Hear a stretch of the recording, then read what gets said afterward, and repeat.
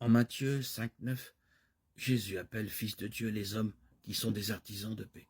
En Matthieu 5, 44-45, il dit que ceux-là sont fils de Dieu, qui aiment leurs ennemis et qui prient pour ceux qui les persécutent. De telles déclarations semblent aller contre le bon sens. Ne sont-elles pas un défi à la raison et à l'expérience? Pourtant, celui qui écoute et fait sien le message de Jésus ne se référera pas à ces critères. Il s'en tient à la règle divine que Jésus, le Fils de Dieu, nous a révélée et qu'il a vécu le premier. Cette règle, c'est l'amour inconditionné de Dieu, qui veut le bien de tous les hommes, des justes comme des injustes. Aussi, le disciple de Jésus est considéré par la masse des hommes comme un optimiste, un pénitent, qui ne se laisse jamais décourager. Il sait qu'il est soutenu par l'amour de Dieu et qu'il doit le faire partager aux autres. C'est pourquoi il s'efforce de devenir le prochain, même de celui qui est son ennemi, et de l'amener par son attitude à se réconcilier avec lui, afin que, ensemble, ils s'engagent sur de nouveaux chemins. Qui sait si, par ce comportement, il ne serait pas un agent de paix et de réconciliation pour d'autres hommes qui sont brouillés entre eux et qui n'ont rien à voir avec lui. Le moindre geste fait dans un esprit de conciliation portant lui-même la grande promesse de Dieu. Ils seront appelés fils de Dieu. C'est Dieu lui-même qui met au cœur de l'homme le véritable esprit de communauté, la confiance mutuelle, l'affection, la bonté profonde, car il est un Dieu qui aime les hommes. N'est-ce pas ce que, ouvertement ou en secret pour les hommes, tous les hommes attendent? Le disciple est prêt à aller à la rencontre des autres et à faire le premier pas. Il devient alors la lumière qui luit au milieu des ténèbres et des péchés du monde. Matthieu 5, 14. En pensant, parlant et agissant ainsi, il est associé à Jésus et à sa mission.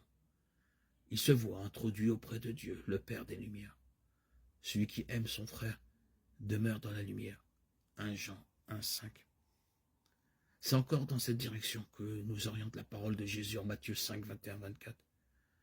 Celui qui dit à son frère idiot sera passible de la géhenne. Qui ne serait choqué par cette parole? Mais Jésus ne se réfère pas aux dispositions juridiques qui protègent les citoyens vivant en société. Il fixe un objectif nouveau, la fraternité. Les hommes doivent vivre les uns avec les autres, les uns pour les autres, et se rendre ainsi la vie plus digne, plus heureuse, plus pleine, plus facile. Celui qui, par des paroles malveillantes, par la colère, la haine, l'envie, l'inimitié, s'oppose à son prochain rend pénible, voire insupportable, sa vie et celle des autres. Il méconnaît la volonté de Dieu et attire sur lui le jugement. Rien n'est plus important ni plus urgent que d'extirper du monde toutes les divisions. Et si l'on est brouillé avec d'autres, de se réconcilier. Le culte à rendre à Dieu ne peut en aucun cas être un prétexte ou une excuse pour différer cette réconciliation. Sinon, l'on taxerait le fidèle d'hypocrisie et il serait son propre accusateur. Une chose est certaine, la question de savoir qui, dans tel cas, a tort ou raison ne sera jamais posée en termes de dispute et de chicane. Cela ne sera guère le moyen pour parvenir à une réconciliation. Le disciple de Jésus est tenu de faire tout ce qui est en son pouvoir pour faire disparaître tous les désaccords entre les hommes.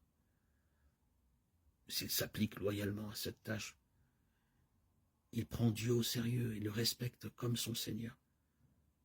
Ce n'est pas celui qui me dit « Seigneur, Seigneur » qui entrera dans le royaume des cieux, mais celui qui fait la volonté de mon Père qui est dans les cieux. Matthieu 7, 21. Sans aucun doute. Cela exige maîtrise de soi, énergie, courage civique, confiance en l'homme et bien d'autres qualités encore que seule la foi nous donne en partage. Dans ces conditions, le culte est digne de Dieu et notre christianisme devient crédible.